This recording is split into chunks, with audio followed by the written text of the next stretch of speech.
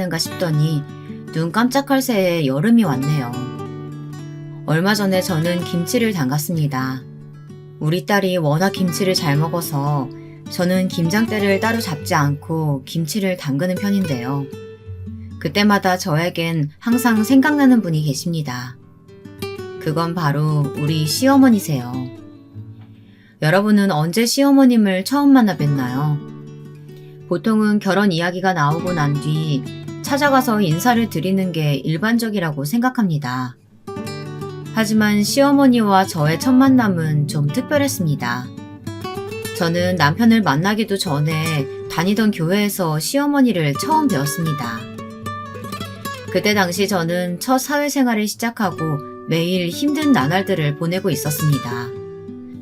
그 나이 때 남들이 다 하길래 따라서 취직 준비를 했고 괜찮은 회사에 취직하긴 했습니다만 생각보다 사회생활이 많이 힘들더라고요. 제 주변 친구들은 쉽게 적응하는 것 같았는데 그때 저는 제 삶이 너무 버겁고 힘들었습니다. 회사에 매일 출근하는 것도 고역이었고 맡은 일도 제대로 해내지 못하고 있었죠. 게다가 자꾸 실수만 저질러서 항상 좌절감에 휩싸여 있었습니다. 친구나 가족에게 속내를 털어놓고 위안이라도 얻고 싶었지만 그마저도 제가 원하는 대로 되지 않았어요. 그러던 어느 겨울날 저는 우연히 동네 교회를 지나가다가 전도하시는 분께 따뜻한 캔 음료 하나를 받게 되었습니다. 그 캔 음료 하나가 뭔지 받자마자 딱딱하게 굳어있던 제 마음이 사르르 눈 녹듯 풀리더라고요. 흔히들 교회에서 마음의 안식을 얻는다고 하잖아요.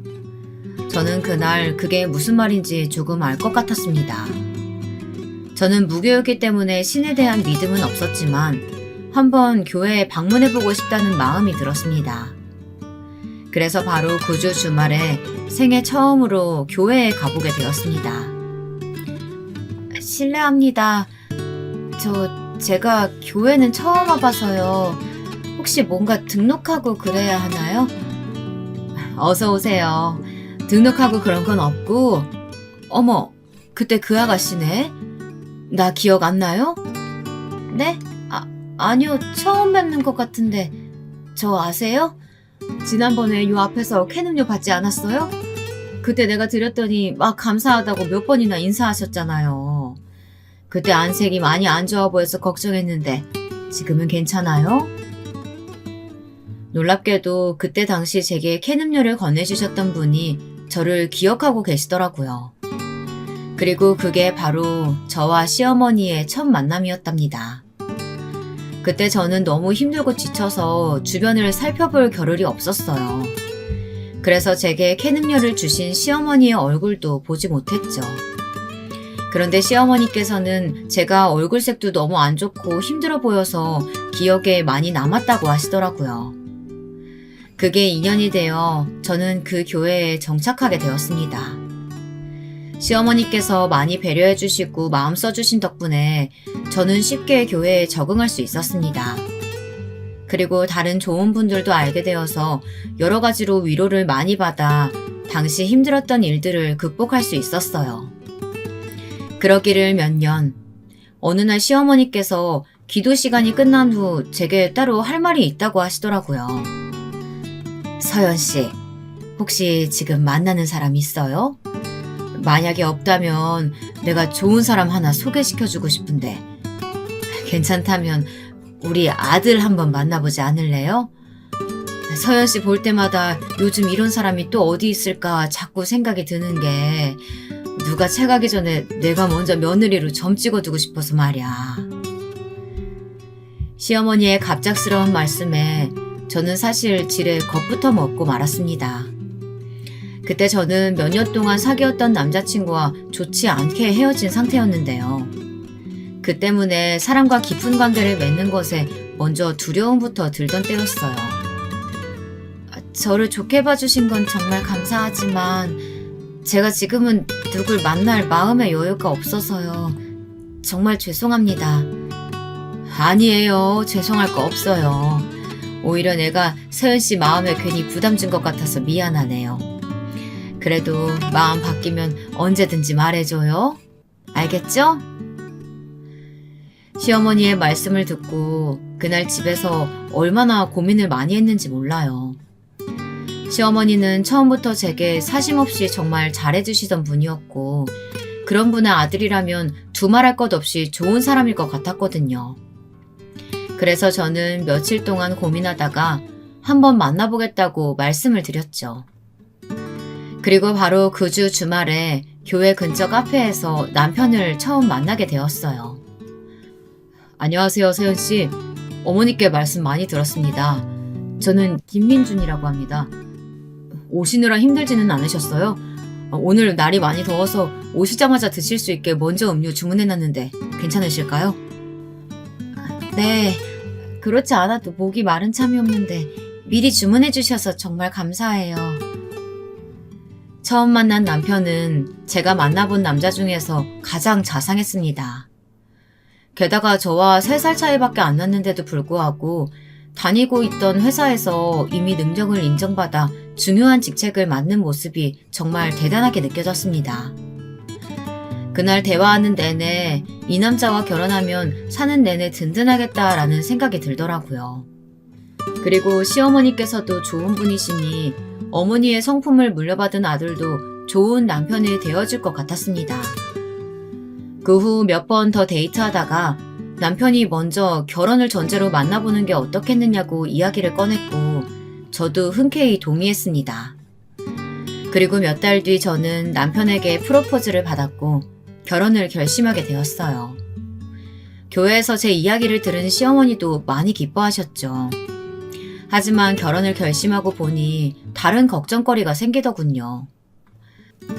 사실 저는 부모님의 깨물어도 아프지 않은 손가락이었습니다. 저에게는 위로 오빠가 하나 있는데요. 부모님께서 제일 아끼고 가슴 아파하는 자식은 오직 오빠뿐이었습니다. 어려서부터 좋은 것, 맛있는 것은 전부 오빠 차지였고 부모님의 사랑마저 저는 오빠에게 빼앗겨서 제대로 받아보지도 못했습니다. 게다가 저와 다르게 오빠는 어릴 때부터 공부도 잘해서 항상 부모님의 사랑을 독차지했죠. 제가 아무리 노력해도 부모님께서는 제가 하는 모든 것들을 못마땅하게 여기셨어요. 당연히 이전에 만났던 남자친구들도 마음에 안 들어 하셨죠. 제 전 남자친구도 부모님의 만류와 홀대를 견디다 못해 저와 헤어졌던 거였습니다. 그래서 부모님께 처음으로 남편을 소개해드렸을 때 걱정이 많았어요. 남편의 외모나 직업, 집안 수준은 괜찮은 편이었지만 또 부모님의 눈에 안 차서 헤어지면 어떻게 하나 싶었죠. 다행히 부모님께선 남편을 마음에 들어 하셨고 덕분에 상견례 날짜도 아주 빨리 잡혔습니다. 상견례 자리에서도 부모님께선 기분이 좋아 보이셨어요. 남편도 시어머니도 마음에 드신 눈치였죠. 그런데 안도하는 것도 잠시 부모님께서 매번 다른 사람들에게 하시던 대로 시어머니께 제 흉을 보기 시작하셨어요. 서연이 애는 지 오빠랑 달리 머리도 나쁘고 할 줄 아는 것도 없어서 평생 결혼도 못할 줄 알았는데 이렇게 좋은 집안에 시집 보내게 돼서 얼마나 다행인지 모릅니다. 가르치려고 많이 노력했지만 이 정도밖에 안 되는 애라 사부인 눈에는 안 차실 수도 있겠지만요. 그래도 잘 부탁드립니다. 남편 말이 맞아요. 제 오빠의 반의 반만이라도 닮았으면 이렇게까지 말 않겠지만 사실인 걸 어쩌겠어요. 얘는 또 생긴 것도 우리 부부 안 좋은 부분만 닮아가지고 어쩜 이리 박색한지. 제가 어디 가서 제 딸이라고 말도 못한답니다. 야무지기라도 하면 좀 나으련만 뭐 하나 시키면 잘하는 걸 못 봤어요. 혹시라도 성에 안 차시면 거리낌 없이 혼내셔도 되니까 사부인께서 잘 다듬어서 가르쳐주세요. 그런데 듣고만 계시던 시어머니께선 제 부모님께 이렇게 말씀하시더라고요. 이미 훌륭한 따님분을 다듬어 가르치다뇨. 제 미숙한 아들도 서연이랑 만나더니 더 성숙해지고 성장하는 게 눈에 보입니다. 그러니 서연이에게 제가 오히려 고마울 뿐이죠. 부모 마음이야 70살 넘은 자식도 아이로 보인다지만 부디 사돈분들께서도 서연이를 흠 많은 자식이라 생각하지 마시고 어엿한 성인으로 보시고 앞날을 축복해 주시지요. 시어머니의 따뜻한 말씀에 저는 조용히 눈물을 삼켰습니다. 부모님께도 받지 못했던 사랑을 시어머니께 받은 기분이었어요. 평소에도 제게 좋은 말을 많이 해주신 분이었지만 이 정도로 절 좋게 봐주고 계신 줄은 몰랐거든요. 이렇게 시어머니께서 전폭적으로 저와 남편의 결혼을 지지해주신 덕분에 부모님께서도 흔쾌히 결혼을 승낙해주셨고 저와 남편은 축복 속에 결혼할 수 있었습니다. 무사히 결혼식을 올린 뒤 저와 남편은 같이 맞벌이를 하면서 알뜰살뜰하게 가정을 꾸려나가기 시작했습니다. 그리고 주말에는 저와 시어머니, 남편 모두 함께 교회에 나가며 아무 문제 없이 행복한 시간을 보냈죠. 그렇게 쭉 행복하기만 했다면 얼마나 좋았을까요? 하지만 어느 날부터 단란하던 우리 가정에 금이 가기 시작했습니다.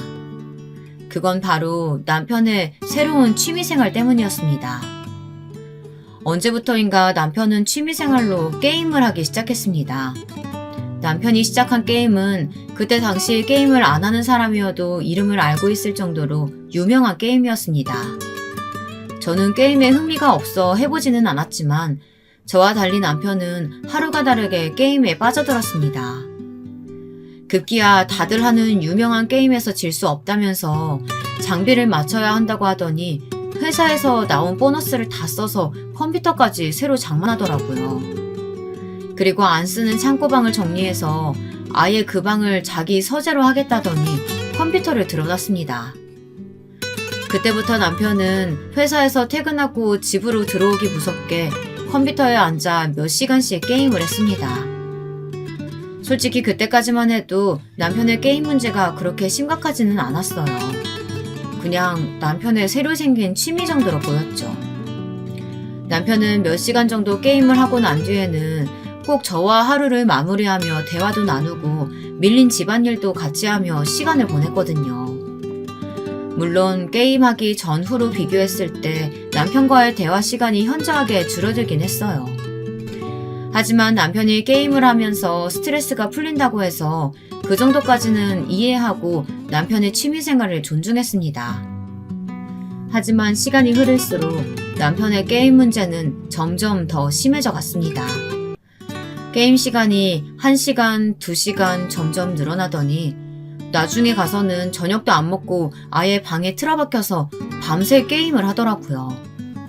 거의 실시간으로 페인이 되어가는 것이 눈에 보일 정도였습니다. 결국 저는 참다 못해 남편에게 한마디 하고 말았어요. 여보, 당신 요즘 건강이 너무 안 좋아진 것 같아. 밤에는 잠을 자야 되는데 당신은 지금 잠도 안 자고 새벽까지 게임만 하고 있잖아. 그래서 말인데 이제 게임 시간을 좀 줄이는 게 좋지 않을까? 뭐? 당신 지금 내 유일한 취미생활 못하게 하려는 거야? 아니, 내가 술을 마셨어? 아니면 담배를 피웠어? 아니면 뭐 다른 문제로 당신 속삭였어? 겨우 게임 하나 하면서 스트레스 푸는데 나보고 이젠 그것조차 하지 말라는 거야? 아니, 나는 당신 몸이 안 좋아지는 게 너무 잘 보여서 걱정돼서 그렇지. 그리고 게임을 아예 하지 말라는 게 아니라 조금만 줄여보자는 거잖아. 당신 게임하느라 평일에는 잠도 못 자고 주말에는 몰아서 자고. 그래서 교회도 못 나가잖아 지금. 그래서 게임 시간 좀 줄이고 건강 좀 챙기자는 건데 그게 그렇게 어려워? 그게 그 소리지 뭐가 달라. 아 됐어. 게임 시간 줄이느니 차라리 교회 안 나가고 말지. 어차피 난 원래 교회 다니고 싶지도 않았어. 엄마가 하도 같이 가자고 해서 억지로 갔던 거지. 이왕 이렇게 된 거 그냥 당신이랑 엄마랑 둘이서 사이좋게 다니면 되겠네. 아 여보, 그렇게 문 닫고 들어가면 어떻게 대화를 해. 좀 나와봐. 그날 남편은 제게 불같이 화를 내더니 서재 문을 잠그고 들어가서는 밤새도록 나오지 않았습니다. 그 후에도 남편은 제가 게임 시간에 대해서 말을 꺼내면 있는 화 없는 화 다 내고는 서재에 틀어박혀 문을 걸어 잠그고 보란듯이 밤새 게임을 했습니다. 제가 어떻게든 싸우지 않고 대화로 잘 풀어보려고 노력해도 게임 이야기만 하면 아주 난리를 치더라고요. 그렇게 남편과 냉전 아닌 냉전을 치르던 중 저는 갑자기 몸 상태가 좋지 않아 병원에 가게 되었습니다. 축하드립니다. 임신 12주 차시군요. 지금 산모님 상태를 보니까 안정기에 접어드신 것 같아요.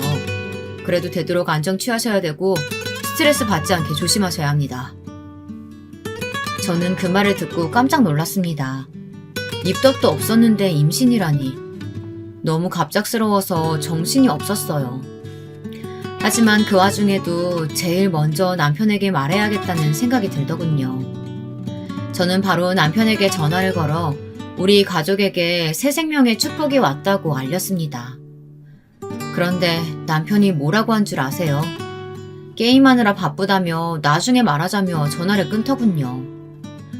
그때 어찌나 서럽던져. 이제 남편은 저보다 게임을 더 중요하게 여기고 있었죠. 집으로 돌아가니 당연하게도 남편은 서재에 틀어박혀 게임을 하고 있었습니다. 여보, 나 병원 다녀왔어. 게임 좀 그만하고 나 좀 봐주면 안 돼? 왔어. 나 게임하면서도 얘기할 수 있으니까 그냥 얘기해. 병원에서는 뭐라 그래? 별일 아니라지? 내가 전화로 말했잖아. 나 임신했다고. 뭐? 임신? 당신 임신했어? 그제야 남편은 놀라면서 게임을 멈추고 제게 다가왔습니다. 그리고 절 안아주며 기뻐했지만 이미 제 마음은 싸늘하게 식어 있었습니다. 전화했을 때는 게임에 빠져서 듣는 둥 마는 둥 하더니 이제야 절 신경 쓰는 척하는 남편의 모습에 저는 정말 서운함을 느꼈습니다. 제가 서운해하는 것을 눈친 채 남편은 그 뒤 알아서 한동안 게임에서 손을 떼더군요. 그래봤자 일주일 정도였지만요. 애초에 우리 부부는 아이 계획이 없었기 때문에 아무런 준비가 되어 있지 않았습니다. 그래서 부랴부랴 아이 옷과 필요한 물건들을 준비해야 했죠. 그렇게 모든 걸 준비하고 한숨 돌리려니 또 남편이 게임이 하고 싶다고 제게 하소연을 하는 겁니다. 안전기라 유산 위험도 낮고 필요한 아기용품들도 다 고르고 이름도 다 생각해놨잖아. 그런데 아직도 준비할 게 남았어? 제발 나 좀 쉬자. 진짜 게임 딱 1시간만 하면서 쉬면 안 될까? 나 지금 일주일 넘게 안 해서 미치겠어. 딱 1시간만 하고 다시 얘기하자. 저는 남편의 말에 어쩔 수 없이 허락하고 말았습니다. 남편은 오랜만에 하는 게임이 너무 재미있는지 1시간이 넘어도 게임에 푹 빠져서 정신을 못 차리더군요. 여보, 이제 1시간 지났어. 우리 다시 이야기 좀 하자. 생각보다 할 얘기 많아. 미안한데 1시간만 더 하면 안 될까? 오랜만에 게임 들어왔더니 할 게 너무 많아서 말이야. 딱 1시간만 더 하고 얘기하자. 알겠지? 먼저 1시간만 한다고 한 건 당신이잖아. 왜 갑자기 말을 바꿔? 당신 정말 이럴 거야? 결국 저와 남편은 게임 문제로 또 언성을 높이게 되었습니다. 그랬더니 남편은 기회다 싶었는지 또 문을 잠그고 게임만 하더군요.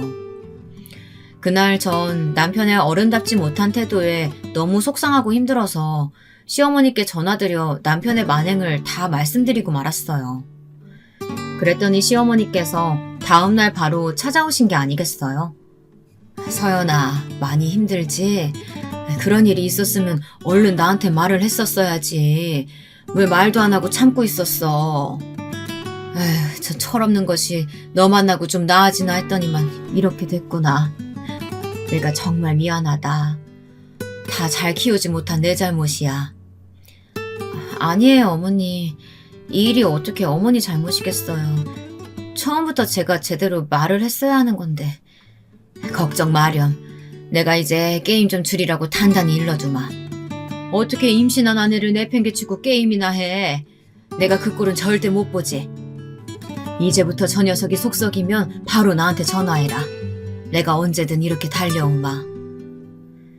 저는 시어머님의 말씀을 믿고 남편 때문에 속상할 때마다 시어머니께 말씀을 드렸어요. 그러면 시어머니는 제게 말씀하신 대로 바로 달려오셔서 남편에게 한 소리하고 저를 위로하고 달래주셨습니다. 시어머니가 신경 써주신 덕분에 임신하는 동안 덜 서럽고 덜 서운할 수 있었습니다. 남편도 제 말은 안 들어도 시어머니 말씀을 듣더라고요. 그런데 그것도 잠깐뿐. 남편은 몇 번 듣는 것 같더니 어느 순간부터는 시어머니 말씀도 안 듣기 시작했습니다. 그러던 중 저는 임신 중기에 접어들고 있었어요. 이때 임신 중 처음으로 위대한 고비가 찾아왔습니다. 그래서 이 일 때문에 저는 처음으로 이혼 생각을 하게 되었죠. 임신 중기였지만 저는 계속 회사에 다니고 있었습니다. 남편은 회사까지 거리가 있어서 개인 차로 다녔고 저는 상대적으로 가까워서 지하철을 타고 회사를 다녔는데요. 그날따라 지하철 안에서 갑자기 엄청난 복통이 느껴지는 겁니다. 심상치 않은 복통에 저는 먼저 남편에게 연락을 했죠. 하지만 남편은 연락을 받지 않았어요. 회사 일이 바빠서 그런가 보다 싶어 어쩔 수 없이 저는 혼자 응급실로 향했습니다. 그리고 가까운 곳에 살고 계시던 시어머니께 연락을 드렸습니다. 그러자 시어머니께서는 모든 일을 다 제쳐두고 제가 있는 병원으로 와주셨죠. 그렇게 병원에서 검사를 받고 나서야 저는 복통의 원인을 알 수 있었습니다. 검사 결과 아기 집 근처에 피가 고여있다고 하더라고요. 의사 말이 이렇게 피가 고이면 절박 유산이 될 수 있다고 하는데 그 말에 저와 시어머니는 크게 놀랐습니다. 하지만 피고임이 보이더라도 바로 유산이 되는 것은 아니니 너무 걱정 말고 안정을 취하라고 하더군요. 정말 다행이었죠. 유산인 줄 알고 놀랐던 시어머니도 저도 한시름을 놓을 수 있었습니다. 그래도 안정을 취해야 한다는 말에 저는 회사에 월차를 내고 시어머니와 함께 집으로 돌아갔습니다. 그런데 집에 돌아가니 회사에 있어야 할 남편이 집에서 게임을 하고 있더라고요. 여보, 지금 회사에 있어야 할 시간 아니야? 근데 왜 지금 집에서 게임을 하고 있어? 설마 게임하느라 회사도 안 가고 내 전화도 안 받은 거야? 그러는 당신은 지금 회사에 있어야 할 시간 아니야? 아니, 왜 엄마까지 이 시간에 여기 있어? 알고 보니 남편이 그동안 저 몰래 회사에 휴가를 내고 혼자 집에서 쉬고 있던 거였습니다. 아침에는 회사에 나가는 척 저와 함께 집을 나섰다가 밖에서 잠깐 시간을 보내고 집에 돌아와서 온종일 게임을 하고 회사에서 퇴근한 척 했던 거였습니다. 진실을 알게 되니 속상한 것을 넘어 배신감에 열불이 나더라고요. 저는 멀리 출근하는 남편이 힘들까봐 차도 양보하고 힘든 것도 참아가면서 지하철로 출퇴근했는데 남편은 회사도 안 가면서 차를 타고 다니는 척 했던 거잖아요. 그 탓에 저는 유산할 뻔했는데 말이에요. 제 분위기가 심상치 않자 시어머니께서 저를 안방에 들여보내시고는 남편에게 크게 화를 내셨습니다. 평소에 언성 한번 높이신 적이 없었는데 그때 시어머니께서 그렇게 화내시는 걸 처음으로 본 것 같아요. 너 어쩜 이럴 수가 있니? 네가 정말 내 자식이 맞는지도 모르겠다. 이제 아버지가 될 놈이 어떻게 자기 자식 임신한 아내는 신경도 안 쓰고 게임에 빠져 살아? 아주 이놈의 컴퓨터가 문제지. 엄마 그만해요. 다음부터 안 그러면 되잖아요. 왜 멀쩡한 컴퓨터를 부시려고 하세요? 네가 게임 빠져서 정신 못 차리는 동안 서연이는 유산할 뻔했어, 이 녀석아. 너, 네 아내랑 네 자식까지 다 죽어야지 정신 차릴래? 에휴, 이놈의 컴퓨터 당장이라도 갖다 버려! 그날 시어머니께서는 남편의 컴퓨터를 던져서 부숴버리셨어요. 그동안 저는 안방에서 하염없이 울고 있었습니다. 결혼 전에는 저런 사람이 아니었는데 어쩌다 이렇게까지 된 건지 모르겠더라고요. 그래도 시어머니께서 저보다 더 크게 화내주셔서 속상하고 서글픈 마음이 조금이나마 가라앉았습니다. 동시에 이런 모습을 보여드려서 죄송한 마음이 컸죠. 시어머니께서 컴퓨터를 부순 이후 남편은 게임 이야기를 꺼내지도 않고 한동안은 잠잠하더라고요. 그렇다고 절 잘 챙겨주거나 신경 써준 건 아니었어요. 남편은 저를 챙겨주는 신용만 하고 얼마 안 가 PC방을 다니면서 다시 게임에 빠져들었습니다. 그때만 생각하면 아직도 마음에 쌓인 울분이 그대로 느껴집니다. 그래도 당시에 저는 남편이 게임에 질리면 다시 예전으로 돌아올 거라는 믿음이 남아있었습니다. 하지만 전 몰라도 너무 몰랐던 거죠. 중독이라는 건 빠져나오기 힘든 병이라는 걸 말이에요. 남편은 이미 게임 중독자였는데 시어머니도 저도 그 부분에 대해서 너무 늦게 알았던 겁니다. 그걸 깨달은 건 바로 출산 때였어요. 그날은 주말이라 남편도 회사를 쉬고 저도 출산휴가를 내서 쉬고 있던 때였는데요. 아무래도 느낌이 심상치가 않은 거예요. 애가 나올 수도 있겠다 싶더라고요. 그래서 저는 남편한테 오늘은 어디 가지 말고 저와 함께 있어달라고 했습니다. 뭐? 안 돼. 나 오늘 게임에서 이벤트 시작하는 날이란 말이야. 오늘 꼭 게임 들어가야 돼. 여보, 진짜 제발 오늘만은 내 옆에 있어주면 안 돼? 나 진짜 느낌이 이상하다니까.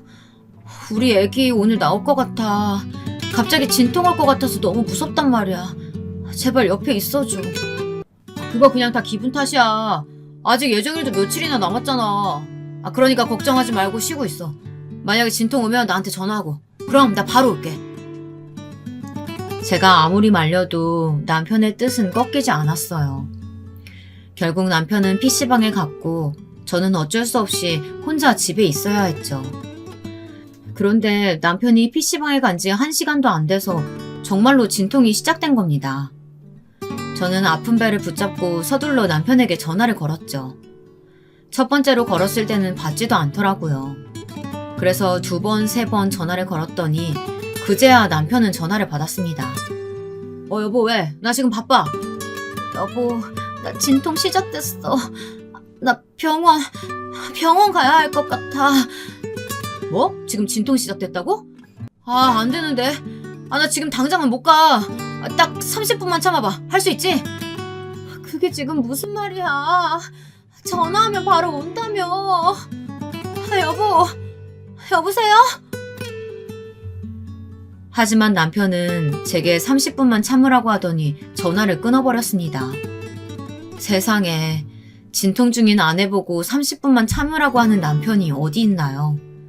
당연히 저는 30분을 참을 수 없었습니다. 저는 울면서 혼자 택시를 타고 병원에 갔어요.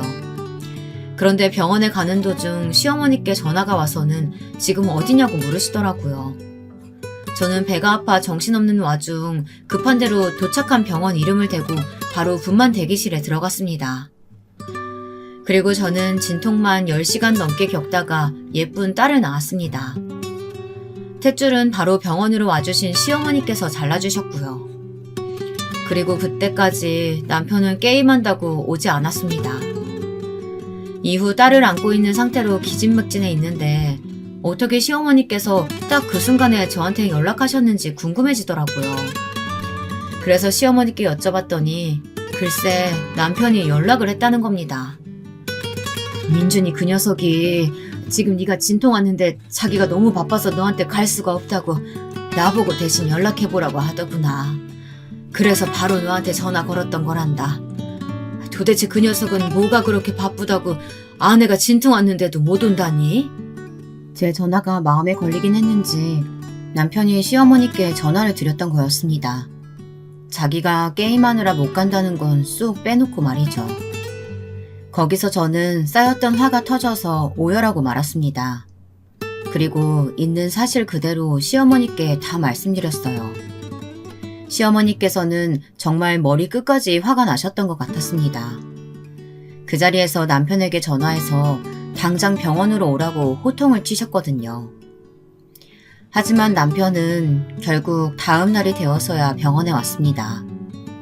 PC방에서 하루를 꼴딱 세운 건지 어제 입고 나간 그대로 왔더라고요. 시어머니께서는 그 자리에서 남편을 혼내셨고 제게 사과를 하셨습니다. 내가 정말 널 볼 면목이 없구나. 서연아, 정말 미안하다.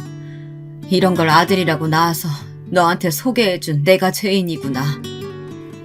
아니에요, 어머니. 잘못한 건 이 사람인데 왜 어머니가 제게 사과를 하세요? 당신 앞으로 나랑 내 딸 볼 생각하지 마. 이렇게 중요한 날 게임에 빠져서 자식이 나오든 말든 신경도 안 쓰는 아빠 필요 없어. 그리고 아내가 진통 때문에 힘들든 말든 참으라고 하는 남편도 필요 없고. 우리 이혼하자. 당신이 그렇게 좋아하는 게임이나 붙들고 평생 살아. 여보, 그런 말 하지 마. 내가 진짜 잘못했어. 그 게임 이벤트가 너무 중요해서 그랬어.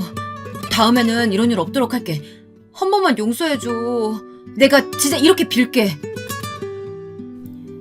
출산 이후에 저는 두 번째로 이혼 생각을 하고 있었습니다. 산후조리원으로 자리를 옮긴 후에도 저는 남편 보고 찾아오지 말고 게임이나 하라고 했습니다. 이혼에 관한 생각은 변함이 없다고 했고요.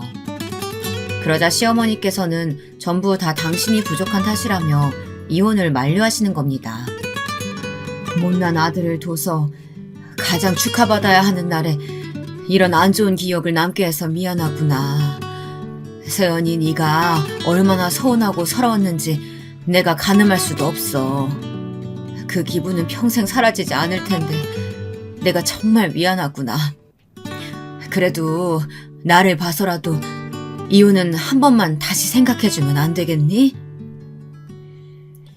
시어머니께서 그렇게 말씀하시면서 계속 당신께서 잘못하신 일이라고 말씀하시는데 제가 뭐라고 하겠어요. 그리고 시어머니께서 저를 마음 깊이 위로해 주시고 지극정성으로 잘 보살펴 주신 덕분에 남편에게 실망하고 서운했던 마음이 조금씩 사라지더라고요. 그래서 정말 시어머니 한 분만 생각하고 그때 일을 한 번만 넘어가기로 했습니다. 그 후 시어머니께서는 제가 조리원에서 나와 집에서 쉬는 동안 매일 저를 찾아와 챙겨주셨습니다. 남편이 회사에서 퇴근하고 돌아오면 시어머니께선 애 낳은 아내에게 어떻게 해야 하는지 남편을 가르치면서 혼내셨고요. 그 때문인지 아니면 제가 이혼하자고 했던 말 때문에 충격을 받았는지 남편은 조금이나마 정신을 차린 것 같았습니다. 본인 입으로 게임을 줄이고 바뀌겠다고 약속까지 하더라고요. 하지만 그 말들은 얼마 지나지 않아 또 빈말이 되어버렸습니다. 어느 날 남편이 컴퓨터가 없어서 인터넷으로 물건을 주문하기 힘들다고 하더니 또 새로운 컴퓨터를 장만하더라고요. 게임은 절대 하지 않겠다고 했지만 어느새 남편은 또 게임을 하고 있었죠. 시간이 지날수록 남편의 게임 문제는 더 심하면 심해졌지 나아지지 않았습니다. 당시 저는 회사에서 정말 중요한 시기를 보내고 있었어요. 그래서 임신한 몸으로도 회사에 출근하다가 출산할 때만 휴가를 썼던 거죠. 육아휴직은 꿈에도 못 꿀 정도였습니다. 하지만 아이를 돌볼 사람은 반드시 있어야 했죠. 그런데 제가 이 일로 고민하고 있으니 남편이 선뜻 자신이 육아휴직을 신청하겠다고 하는 겁니다. 조금 미심쩍은 기분이 들었지만 그래도 남편이 육아휴직을 하겠다고 말하니 그 부분은 정말 고맙더라고요. 왜냐면 친정에서는 저한테 본인들께 육아를 맡길 생각 따위 하지 말라고 미리 으름장을 놨었거든요. 오빠네 아이들을 돌보느라 이미 힘들다고요. 저는 시어머니가 남편을 혼내고 가르치셨으니 남편도 조금은 달라져서 믿을 수 있지 않을까 생각했습니다. 그래서 저는 남편을 믿고 육아를 맡기기로 했습니다. 그러자 시어머니께서도 팔걷고 나서서 당신께서 도와주실 테니 걱정하지 말고 회사 일에 전념하라고 하시더라고요. 옛날에는 여자가 애 낳으면 꼼짝없이 집에서 애만 보고 집안 살림만 해야 했어. 그런데 요즘은 그런 세상이 아니지 않니? 나는 길 다니다가 열심히 사는 애들 보면 정말 보기 좋고 응원해주고 싶어진단다. 나도 세상이 이렇게 바뀔 줄 알았다면 직장 하나 정해서 몸담고 있었을 거야. 저는 그 말을 듣고 참 많은 생각이 들었습니다. 시어머니께선 시아버지 때문에 억지로 가정주부로 사신 분이셨거든요. 시어머니께선 하고 싶은 것도 많으셨고 능력도 있던 분이셨지만 시아버지가 여자는 집에서 살림하고 애 보는 게 도리라며 일하겠다는 시어머니께 엄청나게 화를 내셔서 어쩔 수 없이 가정주부로 사셨다고 하셨습니다. 고집불통이던 네 시아버지 돌아가시고 그 후에 나도 일자리 구하려고 했단다. 하지만 나이 때문에 일을 구하기가 쉽지가 않았어. 더군다나 건강도 예전 같지 않아서 뭐든 쉽게 할 수 없는 몸이 됐지. 돈은 벌어야겠는데 몸은 안 따라줘. 나이도 많다고 안 뽑아줘. 그때 참 많이 힘들었단다. 그나마 지금까지 하는 반찬 가게 일이 있어서 다행이었지. 시어머니께서는 음식 솜씨가 정말 좋으셨습니다. 그래서 음식 솜씨 하나로 반찬 가게 일자리를 구하셨죠. 이후 일주일에 3번 정도 시어머니께서 반찬 가게에 일이 없는 날마다 딸을 봐주러 오셨습니다. 솔직히 남편에게만 아이를 맡기는 게 불안하고 믿음직스럽지 못했는데 시어머니께서 도와주신다고 하셔서 저는 정말 마음이 놓이면서도 죄송스러웠습니다. 그런데 남편은 시어머니께서 집에 찾아와 애를 봐주시자 시어머니께 다 맡기면 된다고 생각했는지 본인이 해야 할 일도 점차 시어머니께 맡기고 아예 육아에서 손을 놓기 시작했습니다. 게다가 육아휴직으로 회사를 쉬니 이제는 밤새도록 게임하고 아침 나절에 잠을 자는 거예요. 저는 결국 직장도 다니고 집안일도 혼자 다 했고 새벽에 애가 울면 깨서 혼자 돌봐야 했습니다. 제가 독박 육아에 힘들어하는 동안 남편은 게임을 하거나 제가 회사에 다녀오면 변명하기 바빴습니다. 아, 힘들었다. 나 여보가 회사에 다녀오는 동안 애 보고 집안일 하느라 힘들었어. 아, 이제 좀 잘게. 깨우지 마. 남편은 뻔뻔스럽게도 애를 돌보느라 힘들었다며 저에게 딸을 맡기고 자는 겁니다. 저야 당연히 남편의 말을 믿을 수가 없었죠. 제가 직장에 있는 동안 애 보고 집안일 하느라 힘들었다면 집안의 모습이 어딘가 달라져 있어야 하지 않겠어요? 그런데 아침에 제가 두고 나간 빨래는 빨래통에 그대로 남아 있었고 설거지도 하나도 안 되어 그대로 쌓여 있었습니다. 심지어 애가 입고 있던 옷도 기저귀도 더러운 상태 그대로더군요. 여보, 애 기저귀는 제때 갈아줘야지. 안 그러면 발진 생긴다고 내가 말했잖아. 어머니도 말씀하셨던 건데 이걸 그대로 두면 어떡해. 어머, 세상에 우리 딸 눈 부은 것 좀 봐. 애가 울다 지쳐서 자게 만든 거야, 당신? 애가 울다 지쳐서 잔 게 아니라 아기니까 원래 울고 자고 그러는 거지. 아, 몰라. 난 할 만큼 했어. 나 잘 거니까 조용히 좀 해. 남편의 말을 들으니 제가 회사에 가 있는 동안 어떤 일이 벌어졌는지 눈에 훤하게 보이더라고요. 자기 딸이 울든 말든 남편은 집안일도 제쳐두고 게임을 했을 게 분명했습니다. 그리고 아이 밥도 챙겨주지 않고 자기 배고픈 것만 알아서 차려 먹었을 거라고 생각하니 남편이 정말 무심하고 차갑게 느껴지더라고요. 하지만 제가 소리치든 말든 남편은 제 말을 들어주질 않았습니다. 저는 출산 후 거의 바로 직장에 복귀하는 바람에 제대로 쉬지도 못해서 관절이 많이 안 좋아졌습니다. 아기의 몸무게가 나날이 늘어갈 때면 아기를 안고 들어 올리려고 힘을 주면 관절들에서 뚝뚝 소리가 나는 건 예산일이었고 모든 필수적인 일상 행동들조차 버겁게 느껴졌습니다.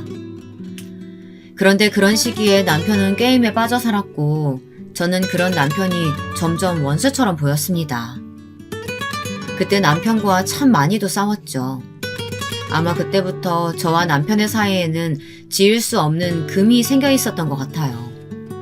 아니면 이미 쌓이고 쌓였던 게 터졌던 거일지도 모르겠습니다. 그런 상황에서 제게 시어머니의 도움은 한 줄기 빛과 같았어요.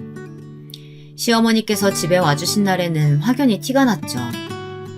그때마다 저는 매번 시어머니께 전화를 드려 감사 인사를 드렸습니다. 그리고 주말에는 꼭 시댁으로 찾아가서 시어머니와 외식을 하거나 집에서 요리를 만들어 대접해드리고 작더라도 꼭 용돈도 챙겨드렸습니다. 하지만 마냥 감사 인사만 하려고 시어머니를 찾아뵌 건 아니었어요. 남편의 이기적이고 철없는 행동에 너무 지쳐서 시어머니께 하소연하려고 그랬던 것도 있었어요. 제가 시어머니께 남편이 게임만 하고 아이를 돌보지 않는다고 말하면 시어머니께선 제 편을 들어주시면서 저를 참 많이 위로해 주셨거든요. 그리고 제게 당신께서 더 미안하다고 사과를 하셨어요. 내 아들의 잘못은 내 잘못이기도 하지. 내가 정말 미안하구나. 내 아들이 속썩이면 언제든 말하려무나. 내가 그 녀석 아주 혼을 내주마. 그러다가 남편과 완전히 갈라서게 된 결정적인 사건이 일어났습니다. 그때는 남편의 육아휴직이 거의 끝나갈 무렵이었던 겨울이었어요. 그날 남편은 제가 출근 후 잠깐 환기를 시킨다며 베란다 문을 활짝 열어놓았답니다. 그런데 남편이 딸을 거실에 눕혀놓은 것도 깜빡 잊고는 방에 들어가서 혼자 방문을 닫고 저녁까지 게임을 했다는 거예요. 딸은 제가 퇴근할 때까지 찬바람이 쌩쌩 부는 거실에 하루 동안 꼬박 누워 있었던 겁니다. 그러니 애가 멀쩡했겠어요. 몸 상태가 얼마나 안 좋았는지 제가 딸을 안았을 때 열이 펄펄 끓는 게 피부로 느껴질 정도였어요. 저는 곧장 딸을 들쳐안고 응급실로 뛰어갔습니다. 그랬더니 의사 말이 급성 폐렴이라더군요. 조금만 늦게 왔으면 딸아이의 목숨이 위험했을 거라고 했죠. 딸은 바로 입원을 했고 남편은 몇 시간이 지난 뒤에서야 병원에 왔습니다.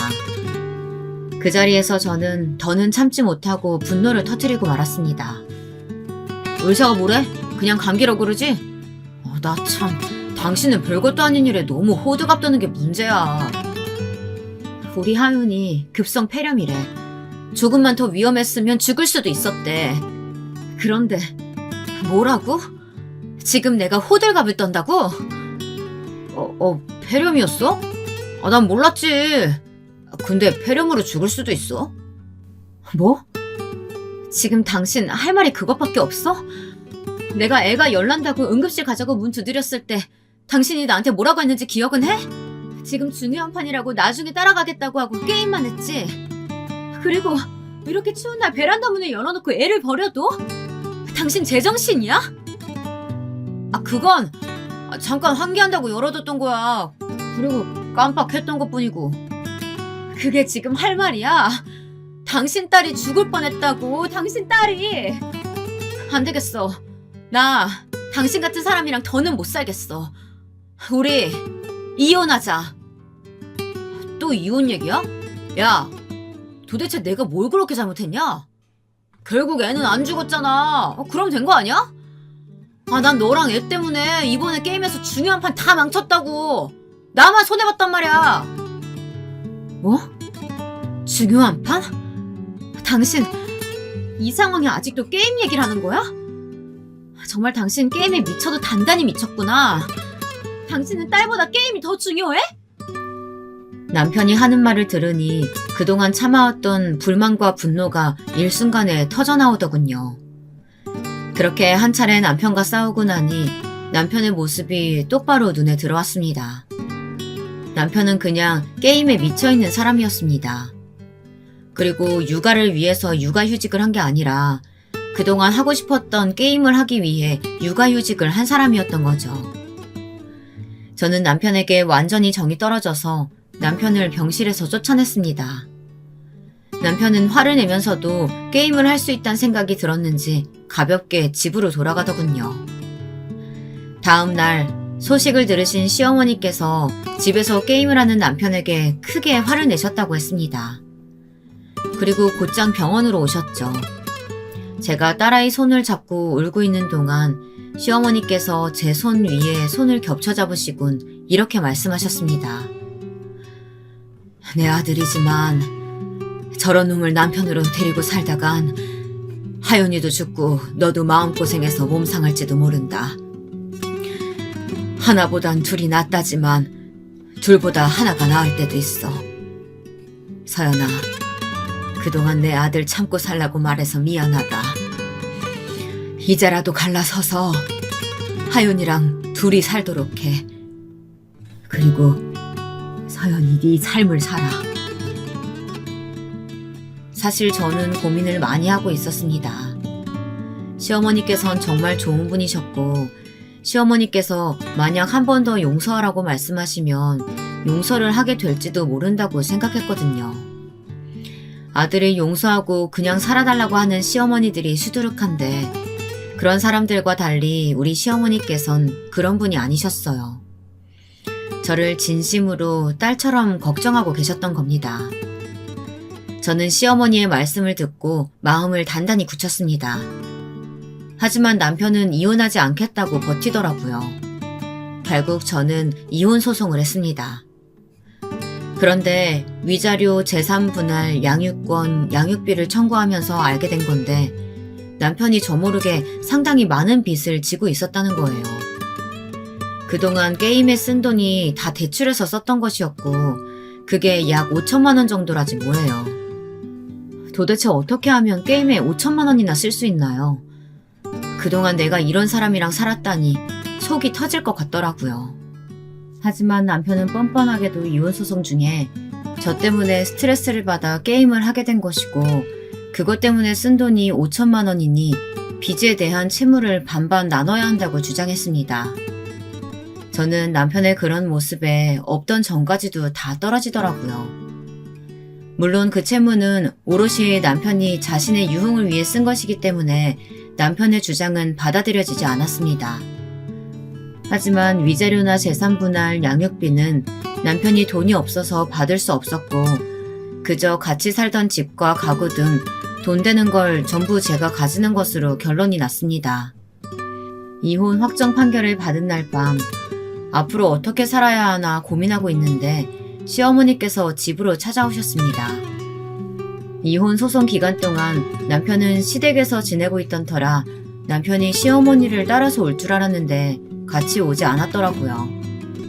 보나마나 게임을 하고 있겠지 싶었는데 시어머니께서 먼저 말을 꺼내시더군요. 이제 앞으로 어떻게 살 계획이니 서연아? 우선 이사갈 생각을 하고 있어요.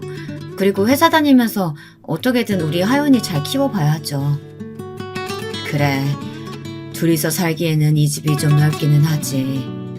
그리고 혹시나 궁금할까봐 말해둔다만 민준이는 내가 정신 차리라고 집에서 쫓아냈단다. 혹시라도 찾아오면 절대 받아주지 마렴. 그리고 이거 받아라.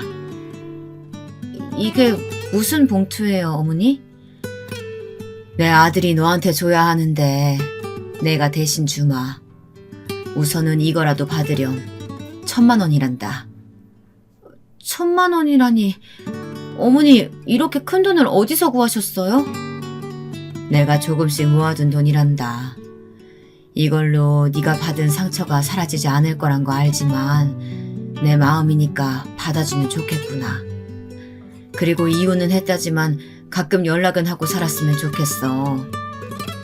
그동안 널 내 딸처럼 생각하며 살았는데 갑자기 연락이 끊기면 어떻게 살아야 할지 모르겠다. 당연하죠, 어머니. 저도 어머니를 제 친어머니처럼 생각하고 살았는걸요. 그리고 어머니는 하윤이의 할머니시잖아요. 제가 연락 자주 드릴게요. 시어머니께서 제 손에 쥐어주신 돈 1,000만 원을 받고 저는 눈물을 흘렸습니다. 이혼할 때 제일 많이 갈등했던 건 남편 때문이 아니라 시어머니 때문이었거든요. 시어머니께서 저를 딸처럼 여겨주시고 아껴주시는 걸 아는데 이혼하면 그 인연이 전부 다 끊길까 내내 걱정했습니다. 그런데 먼저 이렇게 손을 내밀어 주시니 저는 더할 나위 없이 감사했어요. 그렇게 저는 이사를 했습니다. 시어머니께 이사한 곳의 주소를 알려드렸고 때 되면 딸의 얼굴 사진도 보내드리면서 지냈어요. 그런데 어느 날부터 시어머니께서 우리 집으로 김치며 반찬들을 보내주기 시작하셨습니다. 그때마다 김치통에는 시어머니의 자필 편지가 있었고요. 언제나 제 건강과 딸아이의 건강, 어떻게 잘 지내고 있는지, 당신께서는 어떻게 지내시는지에 대한 이야기가 가득했습니다. 그 편지를 받을 때마다 저는 시어머니께서 잘 지내시는 것 같아서 안도하는 동시에 너무 죄송했습니다. 시어머니께서 연세도 있으셔서 힘드신 것을 알고 있었거든요. 그래서 저는 시어머니께 연락해서 다른 반찬들이나 김치를 챙겨주지 않으셔도 되니 무리하지 마시라고 말씀드렸습니다. 괜찮다. 내 마음 편하자고 그러는 거니까 부담 갖지 말고 받아. 이렇게라도 하니 안심이 돼서 좋구나.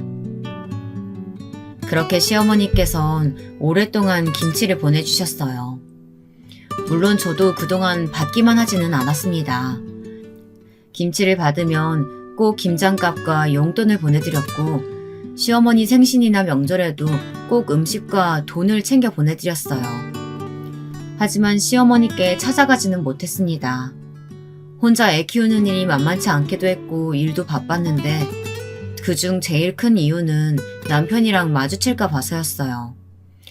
제가 잘못한 것도 아니었지만 딸을 보게 해달라며 전 남편이 들러붙을 것 같았거든요. 그러다 꼭 10년째 되던 해에 너무 놀라운 일이 벌어졌어요. 어김없이 시어머니께서 보내주신 김치를 택배로 받았는데 평소보다 무겁고 뭔가 이상하더라고요. 김치 냄새가 하나도 나지 않아서 이상하다 생각하며 시어머니의 편지를 읽었는데 그 안에는 이렇게 적혀 있었습니다. 서연아, 그동안 내 연락 받아주느라 많이 껄끄러웠지. 그래도 계속 연락해주고 하윤이 사진도 많이 보내줘서 고마웠다. 널 교회에서 처음 만났을 때부터 얼마나 예쁜지 네가 내 딸이었으면 좋겠다는 생각하기도 했어. 그런데 미안하구나. 이게 마지막 김치야. 다음 생엔 내 딸로 태어나 줄래? 사랑한다, 서연아. 편지의 내용도 이상하고 받은 김치통도 이상해서 얼른 통을 열어보니 거기에는 김치가 아닌 다른 게 있었습니다. 김치통 안에는 현금 5만원권 다발이 수북히 쌓여 있었어요. 너무 놀라서 시어머니께 전화했는데 시어머니께선 전화를 받지 않으셨습니다. 그래서 저는 회사에 월차를 내고 그동안 가지 않았던 시어머니 댁으로 찾아갔죠. 그런데 시어머니께서 댁에 안 계신 거예요. 저는 너무 걱정되는 마음에 고민하다가 결국 전 남편에게 연락했습니다. 우리 엄마? 지금 요양원에 계셔. 요양원? 건강하시던 분이 왜 갑자기 요양원에 가셨는데? 우리 엄마 암 걸리셨대. 그래서 주변에 민폐 끼치고 싶지 않으시다고 요양원에 들어가신 거야. 뭐라고? 그럼 당신은 어머니가 요양원 들어가시겠다고 했을 때 안 말리고 뭐 했어? 아니, 엄마가 들어가고 싶다고 하시는데 내가 그걸 어떻게 말리냐? 그리고 병간호는 누구 보고 하라고? 정말 네가 그러고도 인간이니? 넌 네 엄마를 그렇게 보내고 싶었어? 됐고, 요양원 이름이나 얘기해. 전 남편은 이혼 전이나 후나 제정신이 아닌 것 같았어요. 남편에게 요양원 위치를 듣고 저는 그 길로 시어머니가 계신 요양원으로 찾아갔습니다. 그리고 좁은 요양원 방에 계시던 시어머니를 만나뵐 수 있었습니다. 멍하니 창밖만 바라보고 계시는 시어머니를 보니 눈물이 앞을 가렸습니다. 어머니, 대체 왜 여기서 이렇게 계신 거예요? 어머, 서연아, 네가 여기를 어떻게 알고? 저 민준 씨한테 다 들었어요. 이러지 마시고 우리 집으로 가요, 어머니. 제 집에 방 많으니까 우리 같이 지내요. 네? 그냥 내버려 두렴. 다 늙어서 아픈 몸으로 어떻게 같이 살겠니? 너는 내 딸이나 다름없는데 내가 어떻게 부담을 줄 수 있겠어? 나 신경 쓰지 말고 내가 준 돈으로 딸 잘 키우고 다른 좋은 남자 만나서 잘 살아. 알고 보니 시어머니께서 제게 보내주신 돈은 본인의 전 재산을 처분해서 주신 돈이었더라고요. 자기 아들보다 며느리를 더 챙겨주시는 시어머니라뇨. 시어머니께선 저를 정말로 친딸처럼 여기셔서 제게 재산을 물려주신 것이었습니다. 저는 친정 부모님보다도 더 저를 챙겨주시고 아껴주신 분을 모른 척할 수가 없었습니다. 알아보니 시어머니께선 이미 췌장암 사기여서 치료를 해도 소용이 없다고들 했지만 저는 끝까지 시어머니를 포기하지 않았습니다. 저는 시어머니를 요양원에서 모셔오고 난 후 췌장암 치료 전문의가 있는 병원으로 시어머니를 모시고 갔습니다. 포기하지 않고 꾸준히 치료를 병행하고 좋은 음식을 드시게 하며 스트레스 받는 일 없이 지내시게 많이 신경을 썼어요. 내가 딸을 잘 만나서 이렇게 말년에 호강하고 살아요.